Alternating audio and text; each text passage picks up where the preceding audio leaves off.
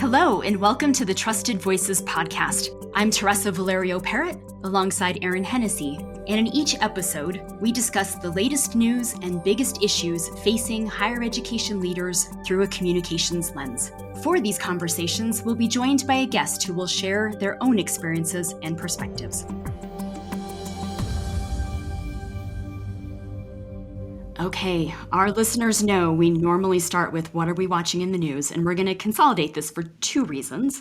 One is we have a fantastic guest, and I don't want to cut the time that we're going to give to him to talk about what's going on campuses and the benefits, implications, and scalability of AI. But there's a topic that I think that we would just be missing the moment if we didn't give just a couple of words to, and that is the Grammys. It is about the new Taylor Swift release. Is it about how Beyonce has never won Album of the Year? You know I love Beyonce, and I cried when I saw her. I call her Beyonce because I feel like she's not fancy. I cried when I saw her the French on that. in concert, and I will say that's not the topic. Neither of those topics. Fine, but be that way. Here's what I think we need to talk about, because it is the reality of where higher education is right now. And that is, we have so many tuition-dependent institutions, public and private, who are fighting for their lives and fighting for their campus's survival. And this ongoing delay of transfer of data for the FAFSA is really wreaking havoc for our institutions. So in our show notes, we'll have pieces both to what this delay is and what it means, but also some of the implications associated with this for campuses. Everything from how quickly they're going to have to turn to package financial aid, to the fact that they may not be able to do this in a way that still preserves that May 1st traditional deadline for student choice. Of where they're going to enroll and what that means. And I'm already starting to see institutions, we'll have a link to this as well, that are moving their decision date from May 1st to June 1st. The only responsible thing to do. Right. I can't believe there haven't been more. I think it's coming, and I think it's because institutions are processing, and for so many of them, that's when they really start to make the tough decisions about what happens this fall, what they're offering. For some of them, how deeply they might have to trim some programs, and they may have already missed some of the official notifications for, some of their contract faculty for what they're going to do this fall. There are so many implications beyond how many students are going to come to our campuses. For some of our institutions, the conversations that they've been having with their boards are going to have to be put off even longer. Yep. And to take a page from what I know is at the heart of the leadership philosophy of our guest today, Paul LeBlanc, the student impact when we are at a point where we are already talking about disappearing Black students, disappearing male students, where we are seeing continued questions about the value and the usefulness of higher education, where we are continuing to see ongoing, very real and very reasonable questions about why we cost what we cost. Yes. We are, I think, post-pandemic, we went through this, 4 years ago, we are at the danger of losing another generation of students because we broadly, federal government and institutions are not going to be able to make this as seamless and easy as possible for students and their families to figure out if they can and how they can afford to pay for a post-secondary education. And we've talked about this on multiple episodes because I know I started to kind of be a Chicken Little in the fall and have continued through recent episodes, just with the timeline and how we had systems in place to encourage applications. Mm-hmm. So I'll also add to the show notes, if I can, a LinkedIn post from my colleague Kent Barnes, Barnds, that I've worked with him for about 18 years now. He's at Augustana College, and I adore the institution. He had a fantastic post talking about what this means for their institution and what this means within their state, because the number of students thus far at the major high schools in his state that have filled out the FAFSA is a portion of what it's been before. Mm-hmm. And so how do we capture those students and present the opportunities that we have? And if we're not packaging until April, right, in March or April, Yep. We're missing some of the windows where we could reach back out to students who now know that they can get federal financial aid, but now they will have missed a number of the windows to apply. So there's always the list of which institutions are still accepting applications after May 1st. And I think not only is May 1st going to shift that decision date, but the number of institutions on that list has to increase, and we have to find a way to drive students to apply for their FAFSA and for our institutions. And that's a lot to ask as they're getting ready to graduate and move to the next steps of their lives. There are publics and privates, as we know, that have a longer term rolling admissions, and that list of institutions, I think this year, is going to dip into institutions that have never been on that list before. Yeah, you and I just are back from Yes. spending a couple of days in DC lurking in the hallways at the NICU annual meeting. And this was certainly a large topic of conversation on their agenda. What surprised me, and granted, we weren't in these rooms for these conversations, but the general feel, I'm not saying I expected to hear shouting and hollering in the hallway when the Secretary of Education spoke to the membership, but it didn't seem as, I don't know, on edge, fraught, panicky as I sort of expected. And I would be interested to reach out to the financial aid directors and enrollment management leaders of those institutions and say, tell me about your emotional state right now, because I have this a has theory. to be, this is panic time. I think Yes. the department tried to tell everybody, don't worry, don't worry, don't worry. And at the end of the year, oh, don't worry, it's open and 24-hour access. And then the next shoe dropped. So Here's my theory, Erin. I think it goes back to the old phrase that you never want a competitor to see you sweat. So Yeah. I think that they were panicking. It's that inside panic that you don't want to show on the outside, because they don't want for other presidents and their colleagues to see how vulnerable their institution might be, or what the devastation could be from the outcomes of this. Yeah, but when you're all in the sauna together, Oof. everybody's sweating, But I think Everybody's sweating. you never want to let them see you sweat, right? Let's go back to that. But I think that's the case, is that they're trying to preserve the image and reputation of their own institution, and you want to make sure that you're doing in that a metered way. But we talked about this on our last episode. This was one of the topics that I raised. And then we talked about, I think, in December as well. We've been talking about this. Reach out to your financial aid colleagues, give them a hug, ask how they're doing, check in on them, because the other worry I have is I think they and our marketing and communications colleagues are going to get the brunt of the fallout from this. For something that was put into motion by the Department of Education.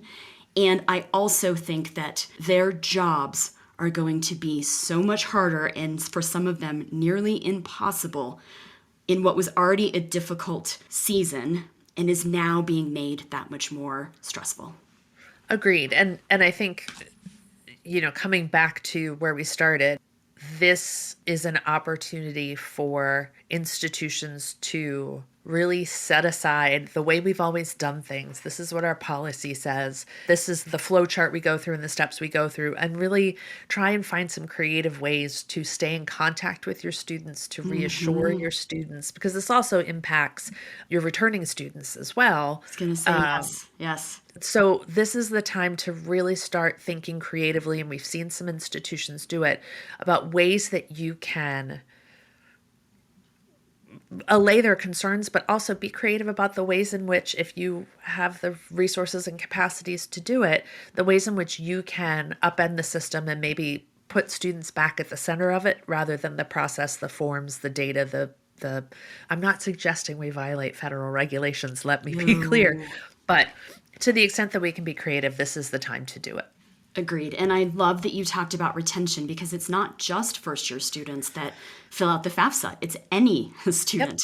And that's the key, is that retention is going to be that much more important. And those students who are used to getting packaged right now because they've been with you are also feeling vulnerable. So more to come on that. We have an episode scheduled for later this spring that will really dive into this as well. But know that we've been talking about this. We will continue to talk about this. And we are sending TLC and hugs from afar for those who are in the thick of it as well. Yep. Well, let's get to our conversation. Let's do it. With SNHU President Paul LeBlanc.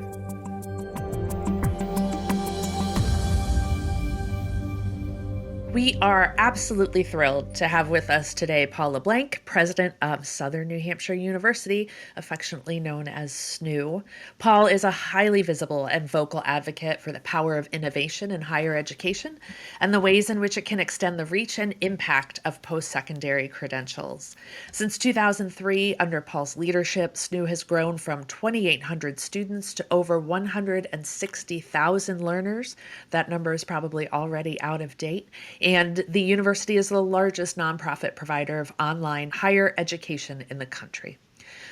Paul immigrated to the United States as a child and was the first person in his extended family to attend college. And in December of 2023, Paul announced that he will step down from the presidency in June of this year and take a sabbatical year to focus on the topic of our conversation today, AI and its impact on higher education. We'll include a link to Paul's full bio in the show notes, and because we value transparency, I do want to note that Southern New Hampshire University is a TVP Communications client. Paul, welcome to Trusted Voices. It's great to be with you. This is fun. And we have an update. It's 250,000 students now, Erin. Holy moly. We'll get that changed on the web. No worries. That's phenomenal. Congratulations to you. And Paul, I'm so excited I get to ask the first question. And I'd love for you to walk me through what some people may view as a paradox, but I think you probably have an answer for. And that's that you've noted, and Erin just mentioned, that you're going to be working on AI in higher education, and you're going to be writing a book about it as well. And in your most recent book, Broken, How Our Societal Systems Are Failing Us and How We Can Fix Them, you really talk about putting people at the center of our work. Are these two ideas in conflict, or are they complementary? And how are you thinking about them right now? Yeah, not only do I think they're not in conflict, but I think they're actually necessary that we hold both of these things in hand together. I think for so many people, the prospect of AI is scary because it feels like it's going to displace us. People will only half joke about, when our AI overlords wipe us all out and decide they don't need us. They'll save the electricians, but everyone else is in trouble. but more generally, people are really fearful. Like, what does this mean for my job, my livelihood, my ability to take care of my family? And they're not wrong to worry about that, because I do think AI is going to dramatically impact our workforce, and we can talk about that if you like, but I'm in the camp that thinks everything changed on November 30th, 2022. I think the world is now fundamentally different. And to the extent that universities are knowledge factories within a knowledge economy, and we are no longer the most powerful entity on the planet in terms of declarative knowledge, I think we better start asking some big questions. And the big questions for us is, if you think about the college major as fundamentally, I'm going to strip this way down, but answering the question, what do I need to know to be an X? What do I need to know to be a lawyer? What do I need to know to be a nurse? What do I need to know to be an accountant? Fill in the blank in any way you like. When everything you need to know is sort of a prompt away, maybe we have to start thinking differently about what are universities for. And George Siemens, who joined us, and George is, I think, one of the top 3 people in the world when it comes to AI and education. George has argued that the fundamental shift we will see in the future is a movement away from the epistemological questions, what is knowledge, what do you need to know, etc., to more ontological questions. How do you need to be as a human being?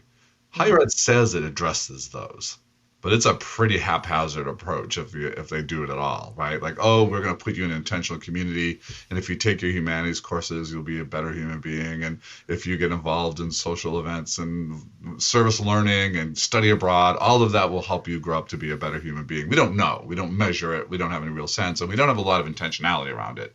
It's more of a, hey, here's a smorgasbord, knock yourself out. Right.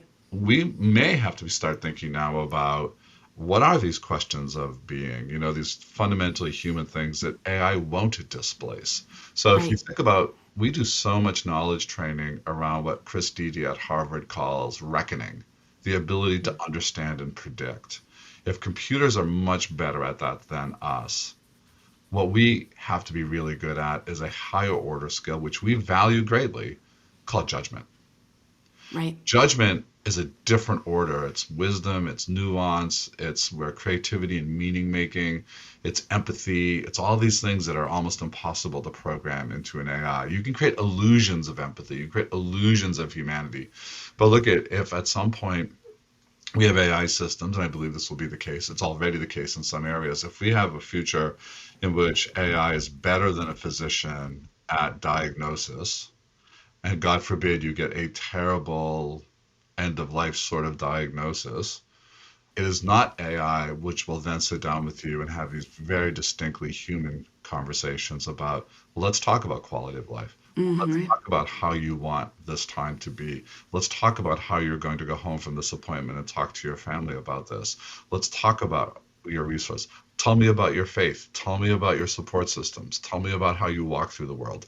Like, that's a fundamentally different thing. That's where humans excel. So I have a follow-up question to that. Yeah. And that's that as you're talking about this, you're talking about empathy. Layered in there is humanity. That builds towards relationships and that leads to trust. And I think there is a bridge to be built because as people are thinking about AI, so many of them are thinking where you started your answer, which is about how does this impact me in the workforce? But where you're ending your answer is how do we relate to each other? How do we build that bridge and what makes up that bridge? Yeah, and that bridge is a little frayed, as you might have noted if you read the newspaper. In general. The last 5 years or longer. Yeah, so I think if the trust is the question about how do we build trust between human beings again, and what we're building, and I know we'll talk about this at some point in this new model that George and I are working on with others, is really like how do we now integrate and embed things like community? And I don't mean community as a hey, tell us about your context, but actually like how do you leverage and create and find space for community in the learning? So much of what we do removes people from their worlds. Like you go off to a campus to study, you log on and you're in this box. But what if we can embed learning back into your context so that we contextualize learning for starters? We don't have a one size fits all. So I think that's one piece. And I argue in the book, Broken, that there are actually tons of jobs that need these skills. We just don't, as a society, tend to value them. Like we need to flood our K-12 schools with great teachers, counselors, social workers, coaches, etc. We need to rebuild a mental health care system that's just been decimated, right? Clinicians and others. We need to rebuild our criminal justice system, which has failed, and we jail, right? So, but AI will not do any of those things. Exactly. We will have to grapple with, as a society, what happens when knowledge jobs don't get paid very well because AI does it better, and how do we start to shift our resources and our supports for these other works? And that would be a good thing, Teresa. Like, part of us breaking down in our society is that those systems are failing us. I agree. And if we can revitalize them, I have some hope and optimism about what America looks like in 20, 30 years. I went through this period in this last year of trying to think about how to make people feel reassured that AI wasn't going to shake their world up. And after this revelation, I was like, I don't know. It needs some shaking up. Like, what's working well for us right now? Like, I think that's okay. Part of this milieu is working for you, right? Yeah, I think that's okay because if we aren't reflecting where we are, how are we going to get people to buy into its potential? Yeah, and Aristotle in the Rhetoric says you can't have a discussion or a debate about what should be till you can agree on what is. And right now, we live in a post-epistemological world. We live in a post-truth world. It's very difficult for people to even agree on reality. So we're going to have a relationship again because it's in that. So here's what people don't trust. They don't trust institutions and they don't trust expertise. Like doctors. Correct. We're seeing that through these surveys, whether it's the Trust Barometer or there's some new Pew research that has come out. We can put links into both of those. That you're exactly right. It's the institutions and it's the titles and it's the structures that are really being called to question. Absolutely. So you have doctors who are now having to put signs up that essentially say, my medical degree is a lot more valuable than your 10 minutes on WebMD. Like, right? It's like, trust me, like, stop, right? Stop with the craziness. And we have to have people convincing parents that measles vaccines are probably a good idea. Like, what happened to this country where this is an issue? And look at there are reasons for people to distrust, right? If you remember the analysis of why was there greater resistance to the COVID vaccines among communities of color? Well, because vaccines have been used in terrible ways, right? And Yes. so I get that, but in the absence of that, then you have to think about a different way of engaging people. And I think it's in relationship.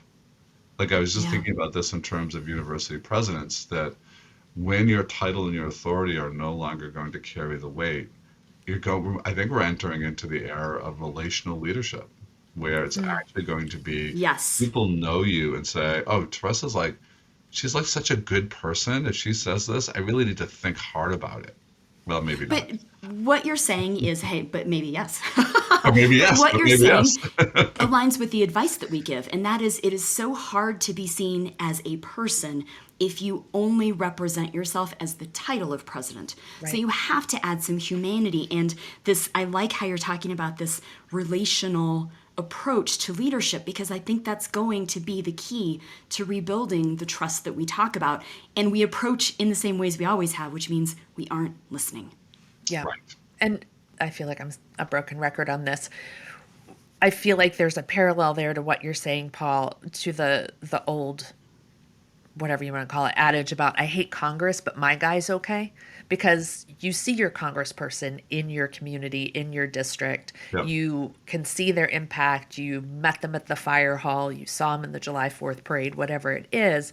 And so it's much easier to connect with them as a person while you hold this institution at a remove and with some degree of scorn. And I think for higher education, it's the same kind of thing. Our institutions need to engage in retail, hand-to-hand politicking, small p, because that's how we start to turn the tide. It isn't an ad council campaign. It isn't a Super Bowl spot. It is the institution in my backyard understanding who I am, what my community needs, and helping to provide it. And I'm going to just say, though, I think, Erin, to that point, I think you're right. But I think there is a generation that analogy isn't going to connect with them, because for Gen Z, for a number of millennials, their member of Congress hasn't been meeting with them, hasn't been at the local parade. And as positions, going back to Paul talking about positions that are losing trust, Right. there hasn't been that connection because we don't gather in those ways, and those who are leaders in our community aren't convening us in those ways. So I think maybe this is a call to community. Yep. I think that's exactly the case. And I think it's a call for leaders to demonstrate your humanity. Yes. I was thinking back to the 2004 election when arguably John Kerry was infinitely more qualified than George Bush, was more accomplished. I think he's sort of a smarter person, et cetera, et cetera. But George Bush was the person people said he'd be like a nice guy to have a beer with. And I know he Exactly. simplified that and said, oh, what a bunch of yahoos that thought that was a criteria for president. But what they were really saying is, he seems like a nice guy. Like he seems like a human being I would like. We want to like our leaders. And Yes.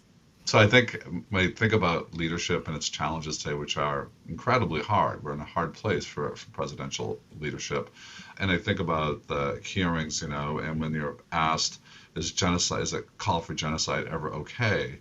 If you answer like a smart academic / lawyer, you see what happens. If you simply say, Right. no, never, you have lots of space and time to do the context later on. So it wasn't that their answers were, no one thinks they're racist, no one thinks they're anti-Semitic, no one thinks they're not smart women who are capable leaders.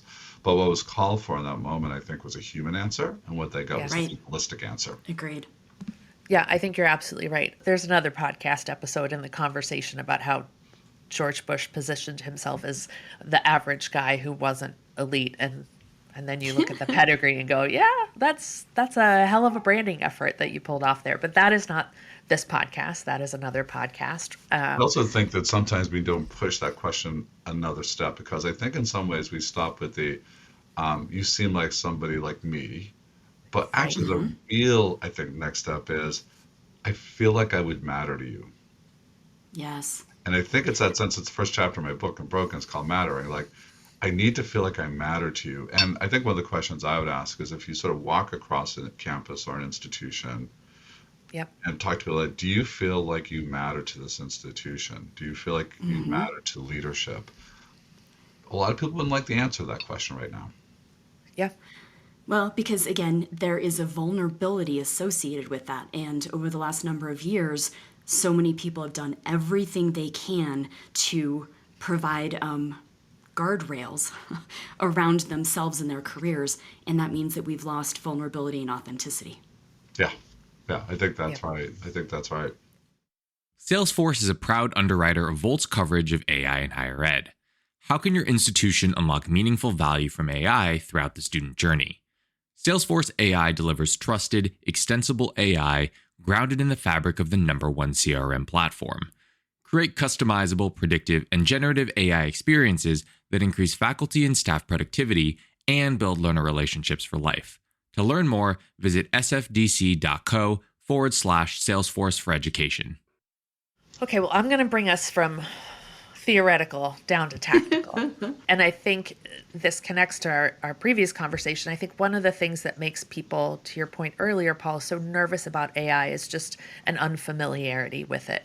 They don't think about the Alexa in their kitchen. They don't think about the Waze in their car. They don't think about how Spotify is figuring out who to feed them after you and I listen to all of Jason Isbell's music. Who do we get next, right?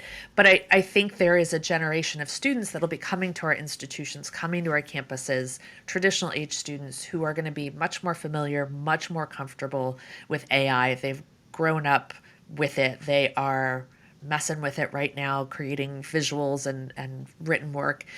How do we think about closing the gap between our students and their comfort and familiarity and our faculty and staff? How can we shift that mindset from being anxious to being excited, or at least being more curious and less terrified of what this means for them as individuals, but for higher education as an industry as well?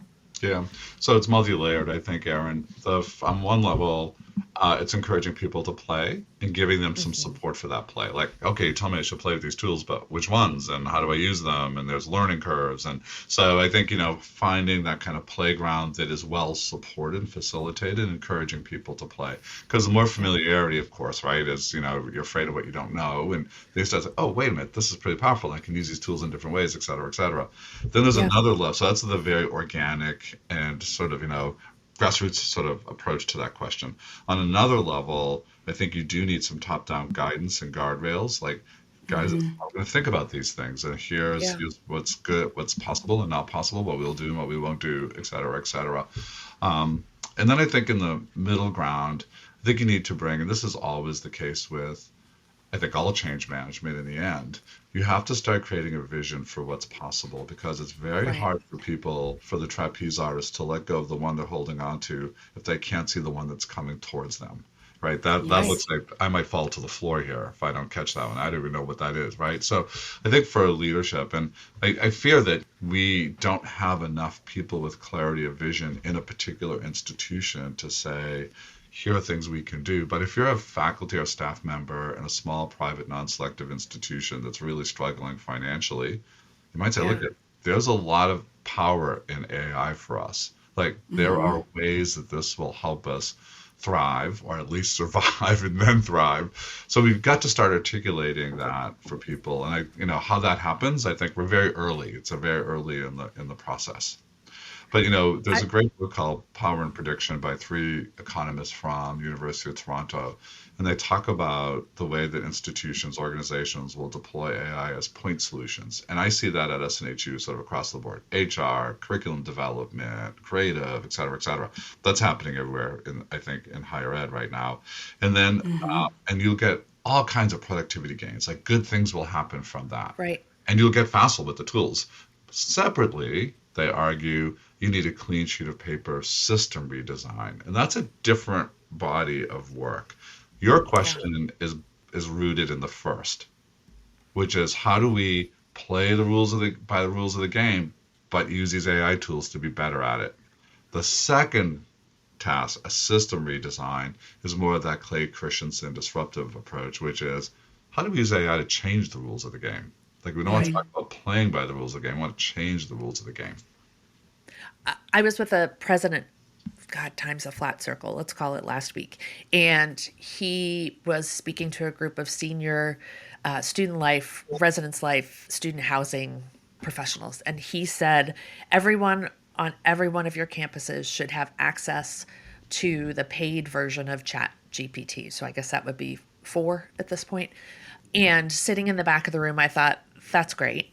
Number 2, have you done it yet on your campus? But also number 3, I'm terrified because we don't have those guardrails yet. We don't have policies yet. We can see, I don't know, fill in the blank, some really well-intentioned, big-hearted member of the administration creating a Taylor Swift deepfake video to invite people to midnight study hall during finals. And then we're off to the races when somebody spoofs the director of public safety who says, hey, I lifted the keg ban for the weekend, and I applaud the willingness to push the envelope, but I wonder how we start to think about policies that are, sort of to your point, more systemic and not this went sideways, so we need a policy here, and this went sideways, a more can't be proactive, reactive. Yeah, it a can't be more reactive. proactive policy approach. And I got my first email address in college, and at that point I wasn't thinking about policies at all, but I sort of wonder, because you've done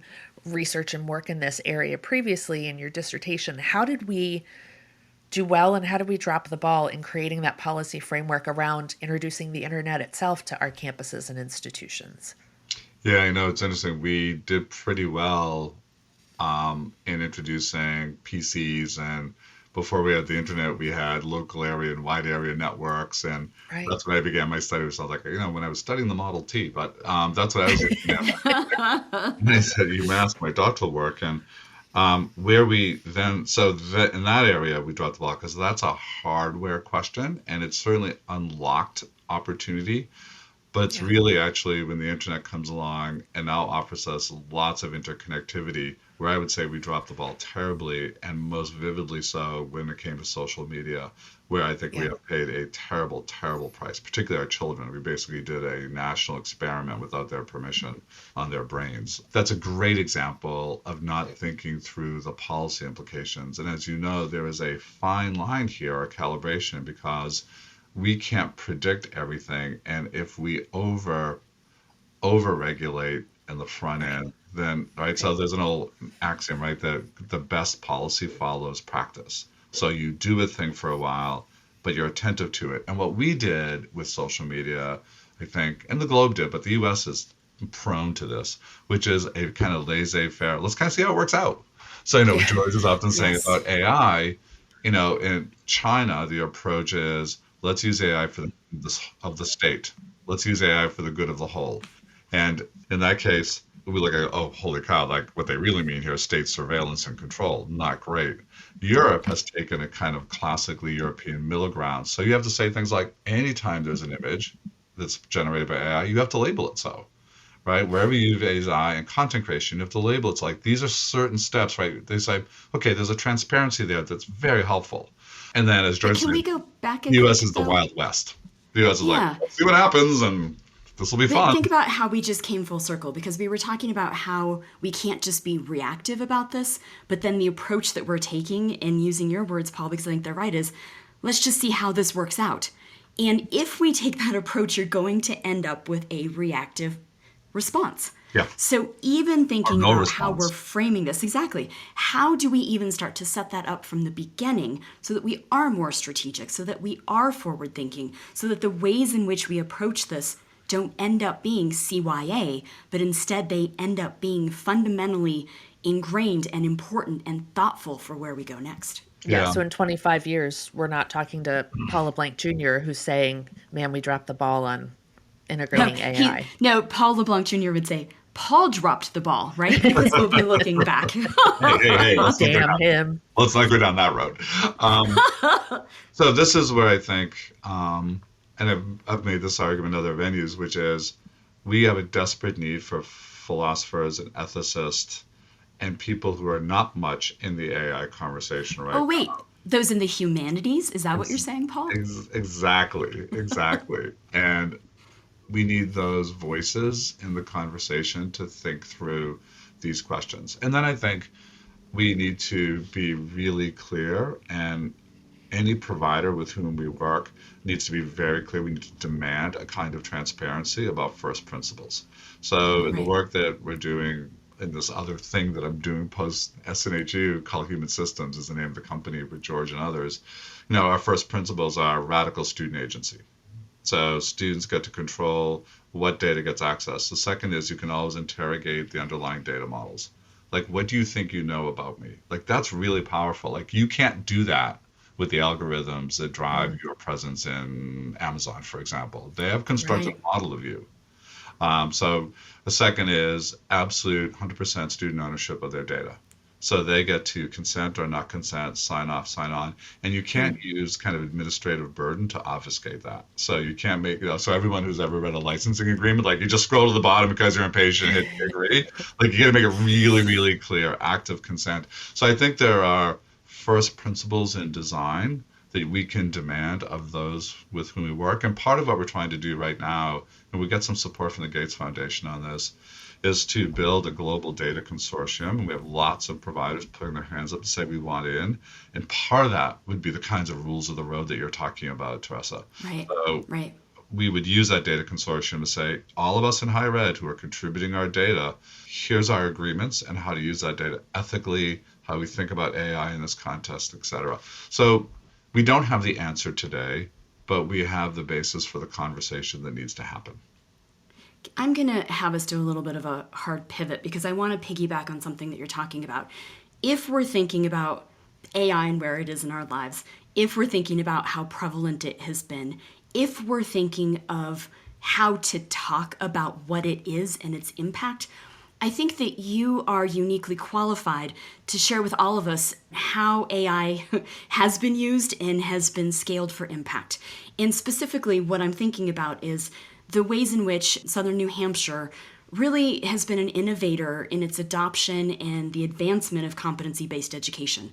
And I raise that. I've worked on CBE communications for years, but I'd love to hear from you how you've advocated for competency-based education's value, because I think that there are words and approaches that we can learn as we talk about AI and its use in higher education so that it is more understandable and relatable, and we're talking about outcomes. Yeah, and I think one of the things, I will stay with your question, but we should also talk about the ways in which I think AI will actually fuel the movement towards CBE. I Because agree. if I agree. competency-based education is about what you can do with what you know, that's going to be the critical question in an age of AI, because you can know everything. But what can you do with All it? of this is about personalization, and to your point, meeting people where they are and expanding what they can know. And Yeah. if that's the case, that's why I think the competency-based education discussion is so important, because we have been there, we have done it, and you have led the institution that has been most successful in it.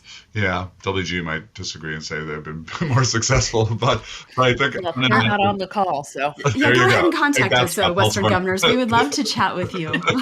Teresa's cell phone number is. Exactly. No, And it's while we're okay. at it, Michael Crow, if you have some time, give us a call. Yeah. But I think that there is, going back to the numbers that you were talking about at the beginning of this episode, at the very least, Paul, the case can be made. Yeah, no, and thank you for saying that. I think when I've talked about CB in the past, and like all of us who are out there making the case, you test language, you test framing, you test Right. narratives. And I will tell you what has resonated most deeply over years now of kind of making this case, which is to simplify what feels very complex to people and say, it really boils down to two questions. What are the claims you are making for what students can do with what they've learned? Like that's a straight. What can your students do? Hey, Right. computer science department. What will your students be able to do with what they've learned in their time with you? Now, where it gets really interesting is when we ask that question in the philosophy department. Hey, philosophy department. What will your students be able to do with what they've learned in their time with you? And I always make the case to the humanities, like, you should welcome this question. There is a reason why McKinsey Yes. recruits philosophy majors, like graduates, because you have real competencies that are super valuable. critical thinking skills, communication skills, skills with language, mental models, right? Like all of these things are very powerful. So that's the first question. Second question is, how do you know? What's your form of assessment? And really with CBE, as you know, you're talking about performance-based assessments. What are the ways that your students demonstrate that they can do this thing? You're talking about do statements. So when you bring it down to these two things, now those, like, you can spend a lot of time unpacking both of them, but now people start to get a mental model for what we're talking about. And when you're talking about the folks who sometimes feel most threatened, in this case, for example, the humanities, like, no, no, no, this strengthens your case. Like, this is a good thing, Yes. right? They struggle with that, but I think that's been really, really important. I think also So, the yeah, I have a question about that yeah, because if I were to boil that down to two words, what you just said, you're suggesting that people lead with the outcomes and they support that with evidence. yeah. And I think that's such a basic way of making a case, but sometimes we make this too hard. Yes, it is. And there's a lot of higher ed that doesn't want to do that. Like, that's a kind of Oh, agreed. accountability, right? There's a Yeah. kind of accountability Yeah. in saying, here are the claims. If I'm wishy-washy about what my students know, I won't even know how to assess. What do you mean, how do I know? So I do think Right. that it actually, so this is the second piece that this leads us to, which is this is a more rigorous model of learning. We've been sliding by too easily. We're Yes. graduating too many people who can't do the things they're supposed to be able to do. This will be harder on us. So the camp that thinks CBE is a lesser than, you're flipping it and saying, actually, it's a higher standard. Like, let's talk about that. So there are ways you can start to sort of reframe the conversation, I think. And then the last one, of course, that you always hear is that, well, it's good for vocational stuff. Like, oh, I get it. Like, yeah, I'm a huge supporter. Like, great. Like, I want my electricians to know how to, wire my house. So you have to sort of, again, reframe. And I use my philosophy example all the time because it lifts you out of the working with my hands, like working with your brain, and that usually resonates. But it's an arg- So it's a case we're still trying to make. I think we are still trying to make it. And I still, even it's interesting, as I mentioned that CBE is AI, sometimes people have to stop and then they're like, oh, it is. And when I talk about CBE and the quality of what you can get in learning outcomes, I think there's still such a distrust. So I think it's a model for us to think about how you have approached it, and then for us to expand on as we think about AI Yeah. and its Yeah, communications. so let me give you one example, and it's actually borrowed from CB, and I use it all the time in talking about AI, which is AI will displace lower and middle level knowledge work, which means that our education has to raise the bar, not lower the bar. It's not like we will Yes. be displaced, like our cognitive demands are now higher. And the example, I was having a conversation with writing faculty, and I was a writing teacher in my past, and they were saying we should ban the use of ChatGPT in writing classes. And I said, really? Because I would sort of do just the opposite. Like I would almost demand that my students use it. And they're like, but then it's not their writing. I said, well, let's talk about what I would also demand. What I'd also demand would be I want Appendix A to be all the prompts you used to both generate Yes. and improve the writing. The second Appendix B, will be show me all the ways that you improve the, generally speaking, kind of middle level mediocre writing that AI produces. How did you put it in your own voice, Right. for example? How did you adjust for this particular audience? How did you make it sound like you? And then the third Appendix C, would be tell me how you verified all of the factual information that was produced by the AI.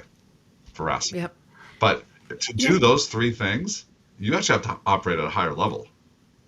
I Yeah. agree. And we're hearing that from faculty that those who are embedding AI into their curriculum are finding that the art of asking the question that gives you the outcomes that you need means that you need to engage with the content at a deeper level. So, Absolutely. as they're helping students refine, how do you ask a question to get to where you really need to be?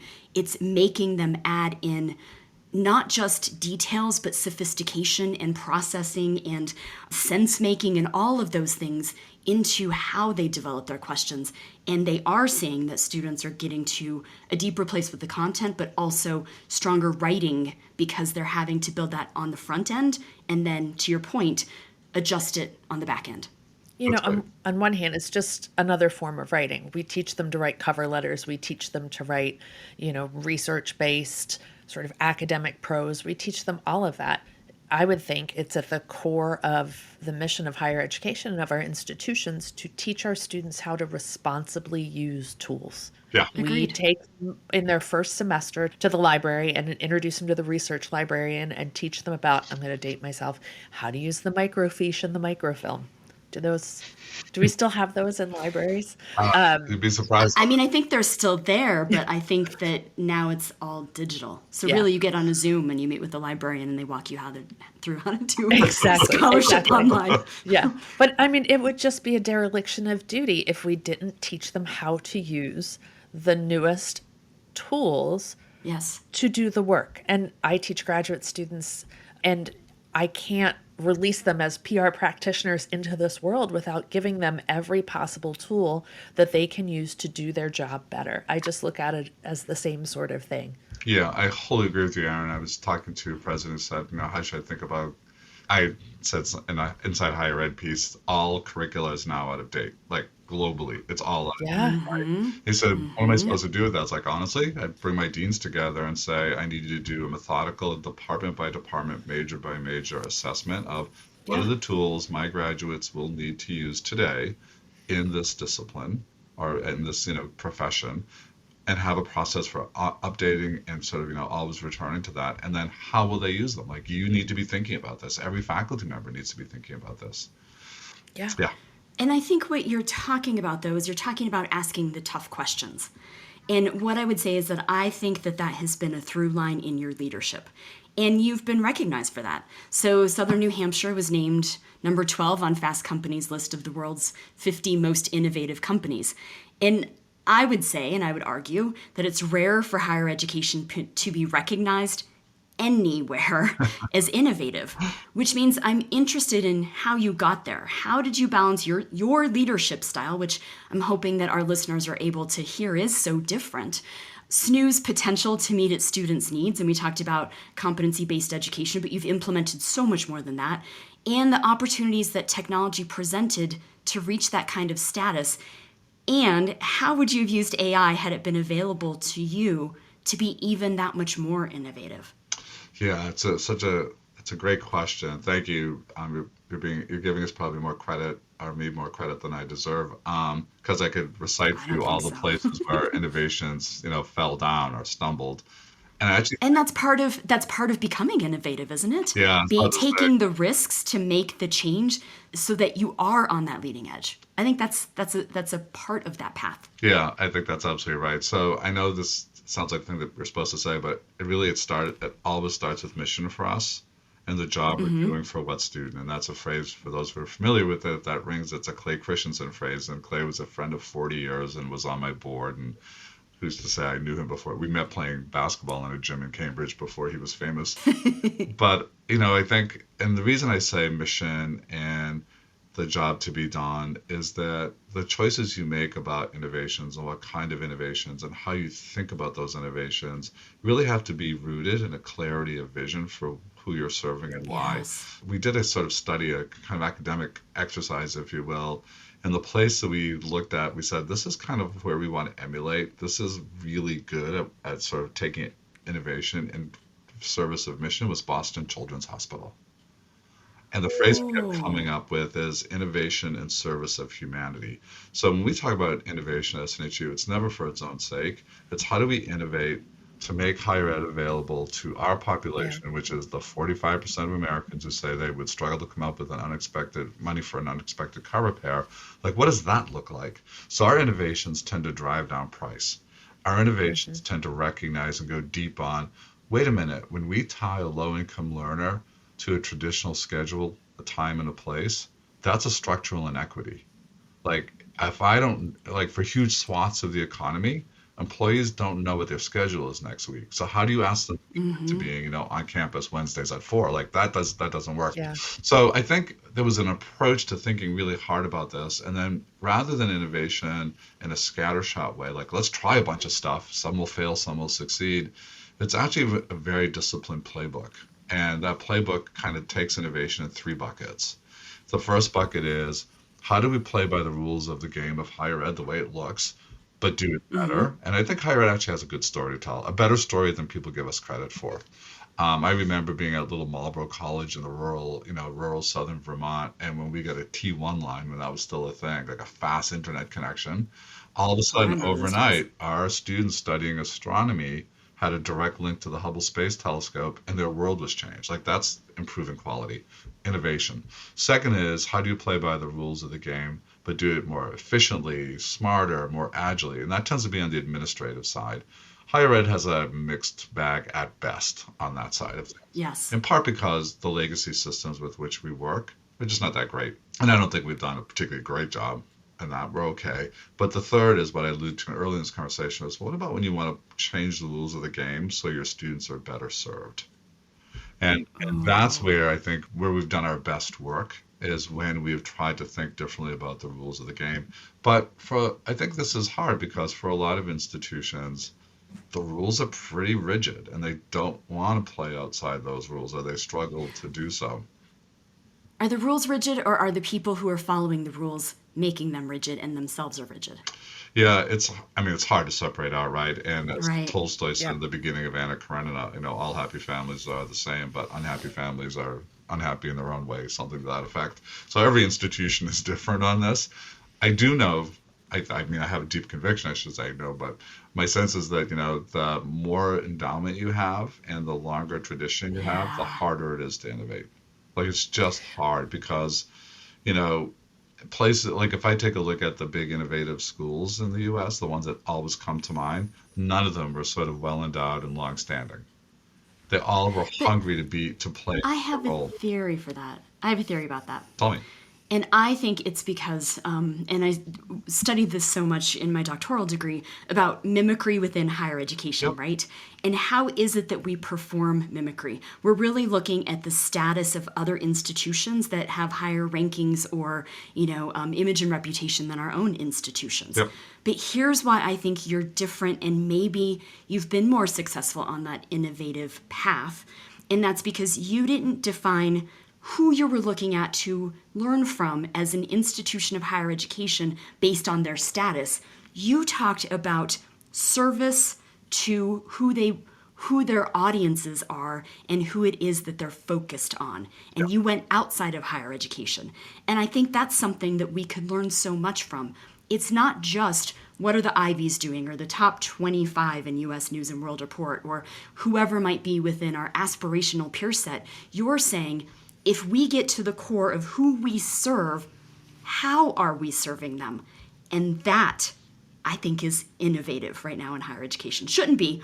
It sounds so obvious Right? and simplistic in a number of ways, but that takes leadership to have that kind of focus because you have to ask the hard questions and make the tough decisions. Well, I also am guessing, I'll crawl into Paul's head, and I have to imagine there weren't a lot of models to mimic anyway for Yeah. what you were attempting to do when you were attempting to do it.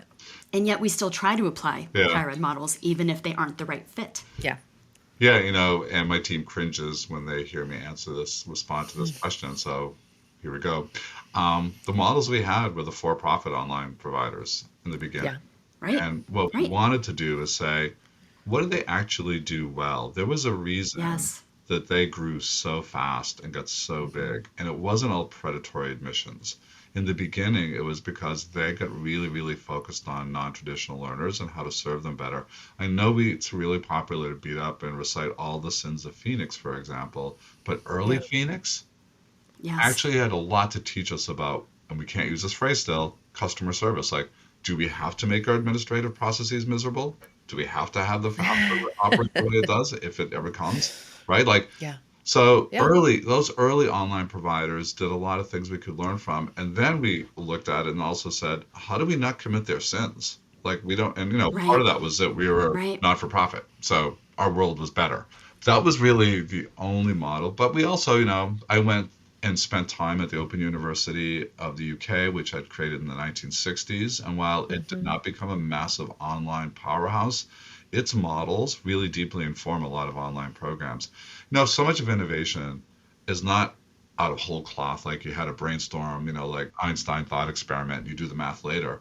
It's actually taking a lot of practices that exist in the world and then bringing them together in a new combination with a real Right. clear focus on what you're doing. And in some ways, you have both alluded to the fact that we've lived with AI for a long time, but there was a catalytic event. And that catalytic event was natural language input. So when ChatGPT comes out and all of a sudden I can talk to my computer, world changes. Now Yeah.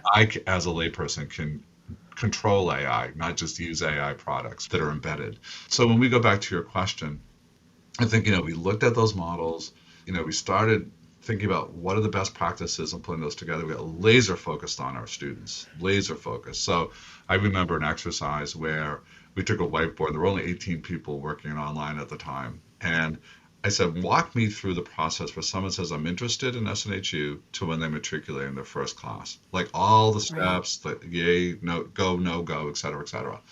And at the end, it looked like the schematic of a nuclear submarine. It's like, I was wondering, anyone enrolled? Like, what the hell? And then we set out to start to streamline. And because for our learners, even things like chase down your transcript, that's hard. Like, wait a minute, what's a bursar? Like, I have to send $10 to somebody called a bursar, and then they told me to call the registrar and da-da-da. And by the way, I work till 5 o'clock, and I pick up my kids, and I get home, and they've been closed for an hour and a half. So we said, okay, let's make this really easy. Just click here on the website and give us permission. We will chase down your transcript. We will pay the fee. Like, we just take the grit out of the gears. And still today, there's too much grit in the gears. And it's a race without a finish line. So we're always working at this. It's funny because when I think about that innovation story, some of the least sexy parts of it had to do with under the hood, rethink your systems, your business rules. Like, everyone wants the breakthrough idea. It's like, wait a minute, roll up your sleeves and look hard at your own practices. Yeah. But And you be willing. can't have the breakthrough without the work, right? Yeah. And you're talking about doing the work. Exactly. Yeah. The other point in this story that I don't want to lose is the fact that in addition to having 250,000 learners across the country around the world, you also have a campus that serves primarily traditional age students, and you're innovating there as well, both taking the innovations that have worked for your online students and saying, how do we apply these to brick and mortar residential? But you did campus reimagining. You have driven down the cost of that residential experience, and I don't want to miss the SNHU story around innovation is not just online, big, distributed education. It's also impacting a small residential campus, and that has so many lessons for so many institutions across the country. Yeah, and I think, thank you. It's a talented team that's been leading that work. And like all small residential campuses, that was a part of our budget that was operating at an operating loss, and they've brought that down dramatically. And part of that is, again, discipline and focus. We really, higher ed's not really good at cutting things out.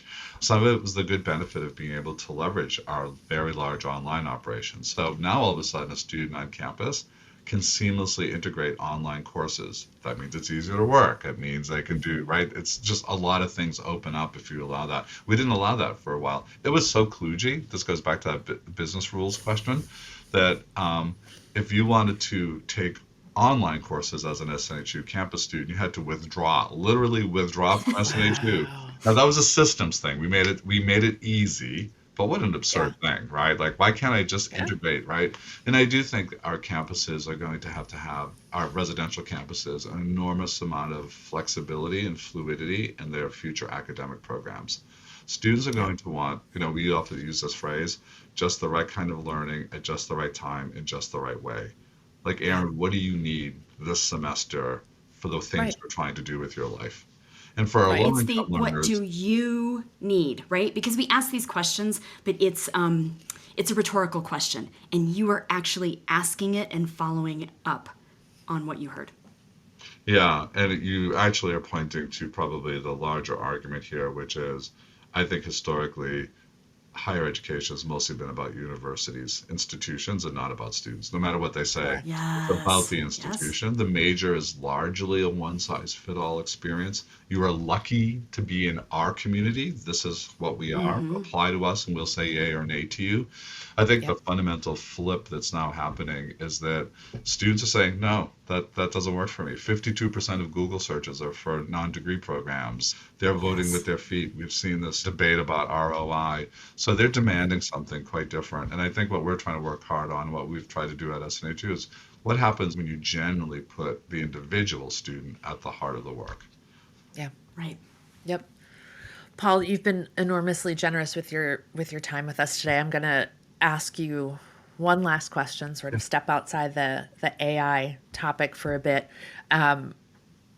You are perhaps one of the most outspoken presidents in the country on a wide variety of topics. You are willing to say those things that a lot of presidents and senior leaders think but don't say out loud. And we're in this moment right now where presidents seemingly can't win for trying. They're either not saying enough, they're saying too much, they're saying the wrong thing, they're talking to the wrong people.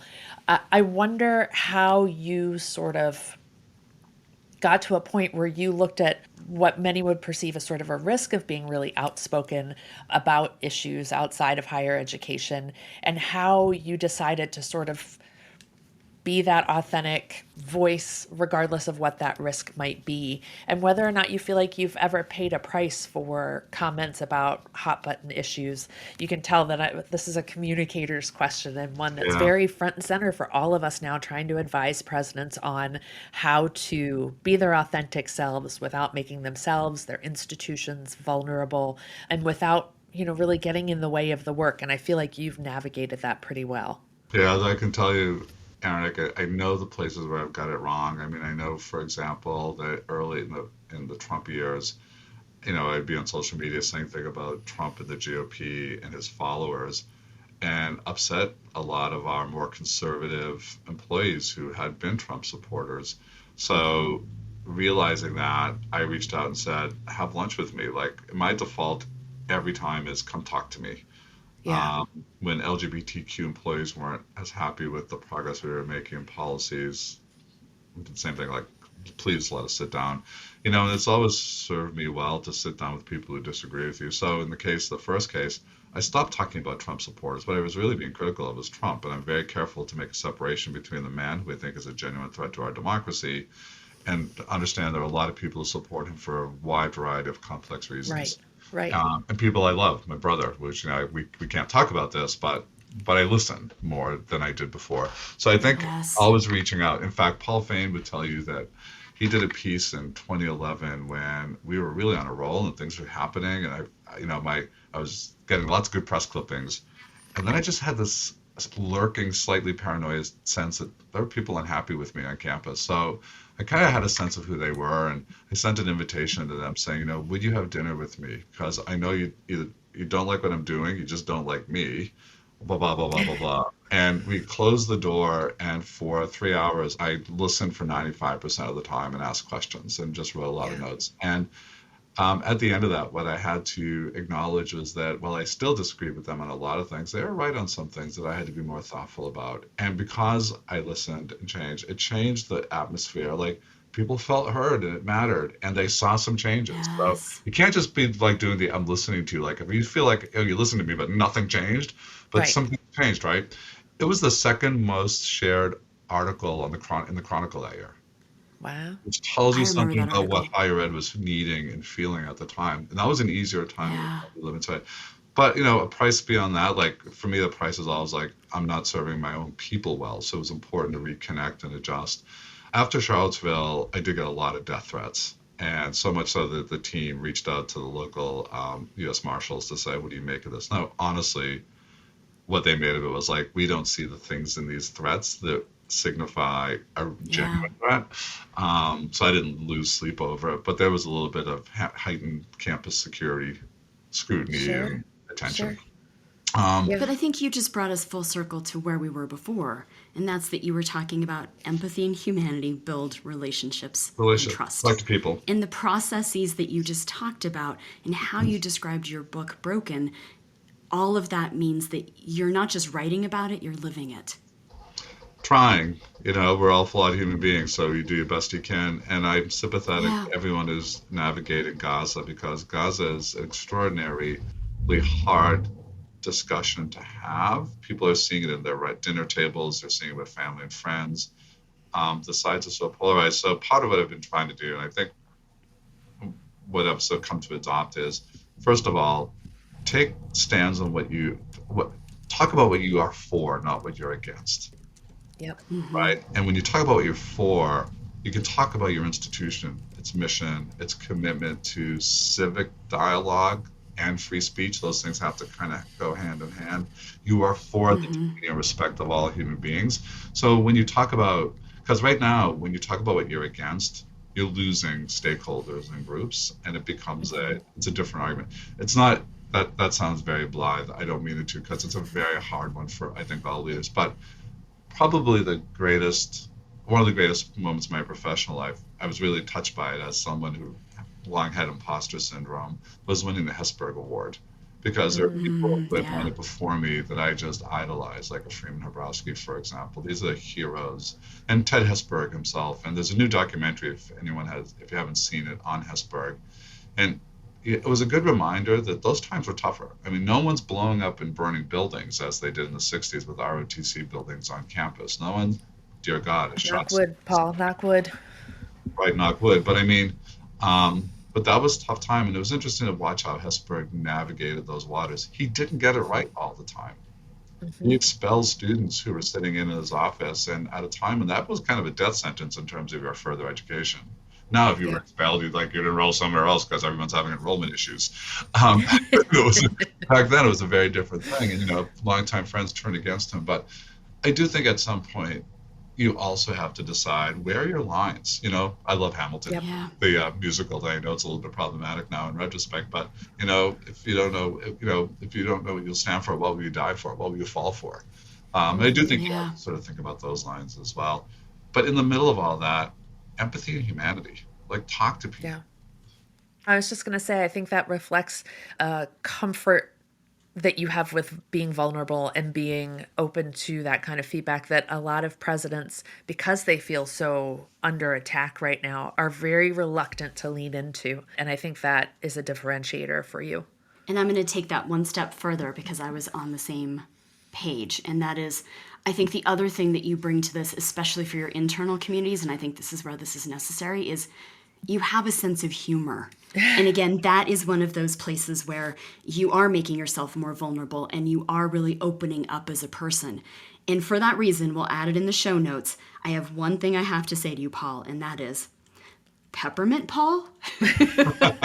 We'll share a link to the holiday card that SNU sent out this year, because both he and the president-elect were able to have some fun.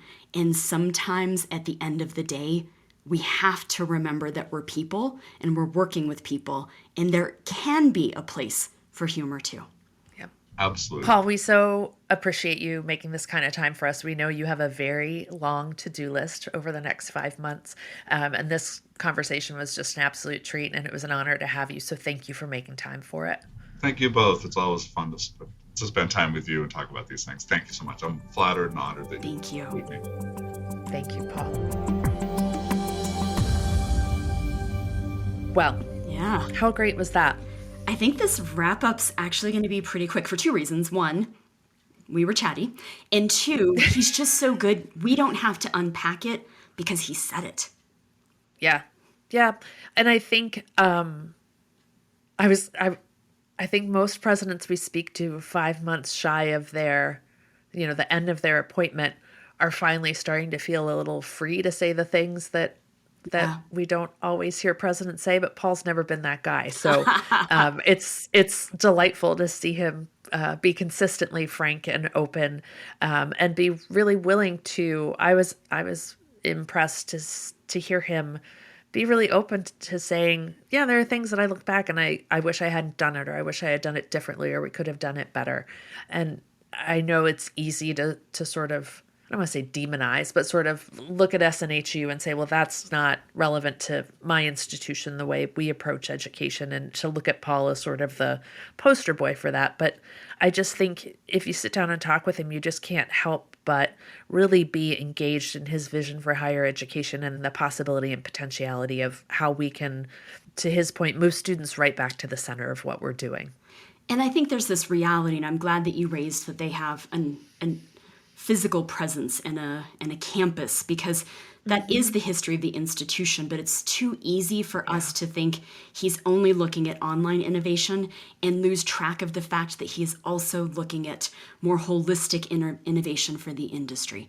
And I think that's one of those areas that some people are choosing to bypass. And I hope that for those of you that don't know about their campus, that you go and investigate them and you look to see how they have kept tuition affordable and how they are messaging about what they do. And going back to the way that he talked about both sharing what you do and then giving the evidence behind it. What are the outcomes? What is the evidence? It's, again, such a simple concept, but he has done it brilliantly and it's working. Yeah, absolutely. A 20-year tenure is just a remarkable hitch in this day and age. And to be continuing to push and push and push right up until the end of his service as president, I think it's interesting to watch. I also think it's going to be really interesting to watch the transition. I know the SNHU community is super excited about the president-elect, Lisa Marsh Ryerson, who is currently serving as the provost and previously was president of Wells College in Aurora, New York. So I think it's just a fascinating time to be watching SNHU and taking lessons from them in terms of how we serve students, how we engage people in leadership, and how we undertake a really responsible and really smooth transition as well. And I would encourage boards to think about how SNU's board has thought about leadership continuity. So if Paul is this innovator, Lisa is an innovator, but she's also someone who is looking to go deeper into what has already been developed. And so I do think there is this potential to think about what the sequencing of presidential skill sets should be and making decisions for your institution so that you are moving forward, but you're also moving all of your successes with you. And I give kudos to that board for how they've approached that decision and what comes next. Yeah, it can't always be innovation, innovation, innovation. Yes. There needs to be innovation and then time to sort of bake that into the DNA of the institution, make sure the resources are where they need to be, make sure that to Paul's point, the ability to assess what we're doing is there. So it's a fascinating institution and it's an honor for us to work with them. And it was an absolute thrill to spend an hour with Paul today. Yes. And I love getting to that measurement. The old phrase is you measure what you value. And he is measuring the outcomes and the impact and the difference that a SNU degree makes for its graduates. And that's where we should be. Yep. That's a perfect way to close it out. Thanks, TVP. Thank you, Erin. Thank you for joining us for this episode. You can find links in the show notes to the topics and articles referenced, as well as a copy of the show's transcript on the Volt website, voltedu.com.